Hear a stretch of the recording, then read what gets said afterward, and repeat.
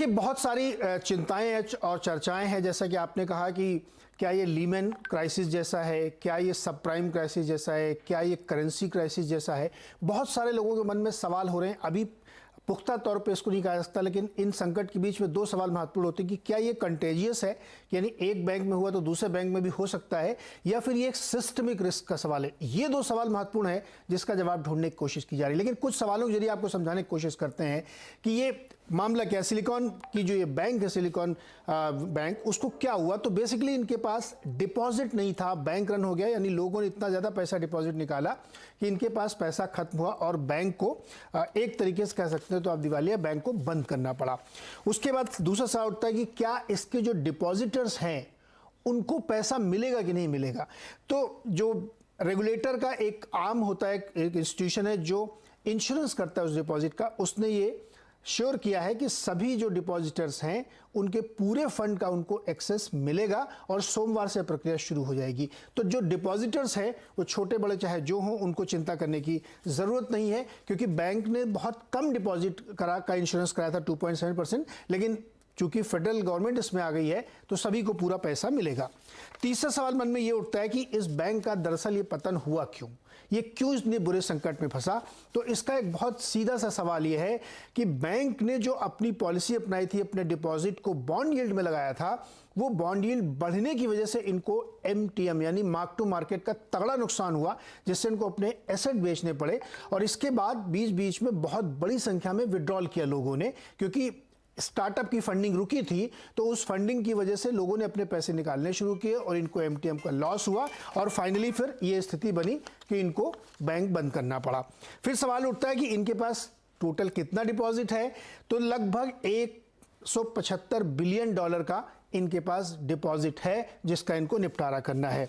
फिर पांचवा सवाल उठता है कि इसमें किस तरह के ग्राहक है, कौन लोग हैं जो इसके क्लाइंट हैं। तो एक बिल्कुल सिंपल शेड्यूल्ड कमर्शियल बैंक है वहां का, जिसमें आम खाता धारकों के साथ साथ बड़ी संख्या में स्टार्टअप और उनको फंड करने वाली कंपनियां जैसे वाई कॉम्बिनेटर जैसे लोग हैं, जिनका पैसा वहां पे जमा होता है, वो किसी भी फॉर्म में होता है। कुछ लोग लोन भी लेते हैं, कुछ का सेविंग अकाउंट होता है। तो ये इस तरीके के ज्यादा क्लाइंट है, लगभग 50% मान के चलिए आपके स्टार्टअप के लोग इसमें अपने पैसे जमा रखते हैं। अब इसका हल क्या है। तो एक फौरी तौर पे तो हल ये है, FDIC ने तय किया है कि जो डिपॉजिटर्स हैं उनका पूरा पैसा फंड किया जाएगा।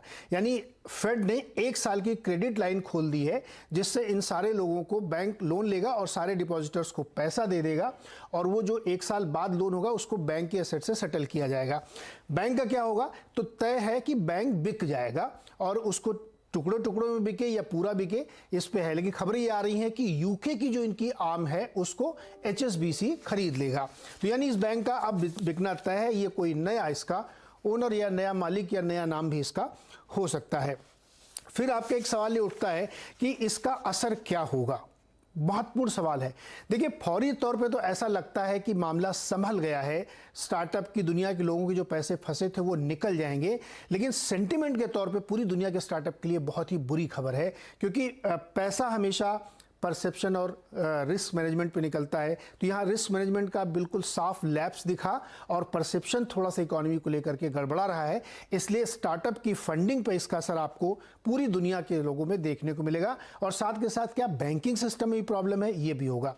फिर एक सकता कि क्या पूरा बैंकिंग सिस्टम इस तरह का है। तो FDIC की ही रिपोर्ट ये कहती है कि बॉन्ड यील्ड बढ़ने की वजह से बैंकों को $620 बिलियन का मार्क टू मार्केट है जो लॉस करके वो बैठे हुए हैं। अभी उन्होंने रियलाइज नहीं किया है, लेकिन जिस दिन वो रियलाइज करेंगे तो दिसंबर तक का आंकड़ा है कि $620 बिलियन का नुकसान हुआ है, और उसके बाद से बॉन्ड यील्ड और बढ़ी है, तो ये आंकड़ा और ऊपर हो सकता है। भारत के स्टार्टअप को कितना नुकसान हो सकता है या क्या दिक्कत आ सकती है।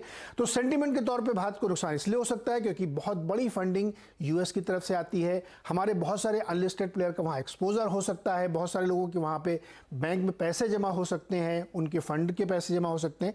तो ये भारत के स्टार्टअप के लिए एक मुश्किल का दौर हो सकता है। भारत के बाजार पे कैसा असर होगा, देखिए सेंटीमेंट के तौर पे इसको आप नेगेटिव लेके चल सकते हैं। हमारे बैंकिंग सिस्टम का डायरेक्टली कोई लेना देना नहीं है, बहुत ही रोबस्ट और मजबूत बैंकिंग सिस्टम है, हमारा रेगुलेटर बहुत मजबूत है।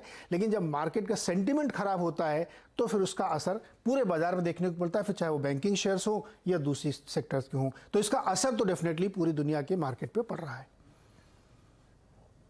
बिल्कुल, सेंटिमेंट्स तो बिगड़ते ही हैं, फिर चाहे डायरेक्ट असर हो या ना हो, और उसी सेंटिमेंट्स बिगड़ने के चलते ही हम बाजार पर प्रेशर देख भी रहे हैं, डेज लो पर बाजार ट्रेड करते हुए। लेकिन शुक्रिया नीरज जी ने काफी सरल भाषा में एक विश्लेषण किया कि क्या स्थिति है, क्या इसका असर हो सकता है अलग अलग पहलुओं के पर्सपेक्टिव से।